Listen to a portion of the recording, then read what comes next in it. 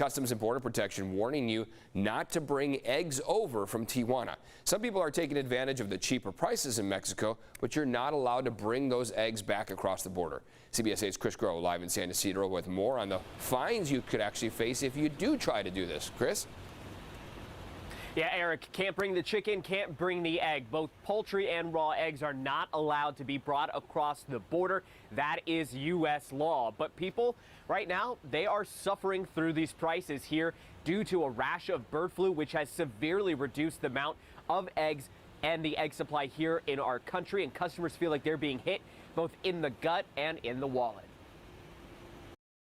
It's cheaper in TJ. Probably, yeah, that would be like the second option I would do, like go to TJ and buy them there because they're more cheaper.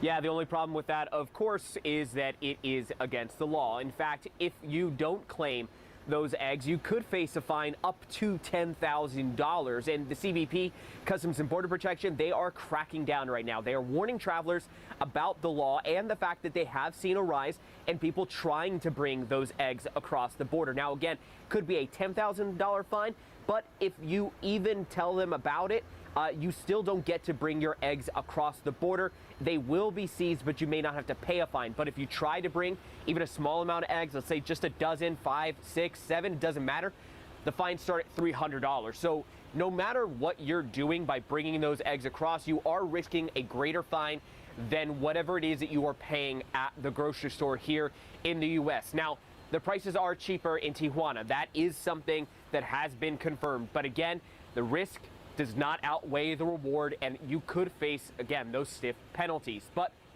for more information on what it is that you can do to try to save some money or why it is that we're seeing such an egg shortage, you can always go to CBS8.com and click on that story link. And in about a half hour, we'll tell you about another warning about what some people are trying to do in their own backyards to save some money when it comes to eggs and why the CDC says it's likely not a good idea. Netta?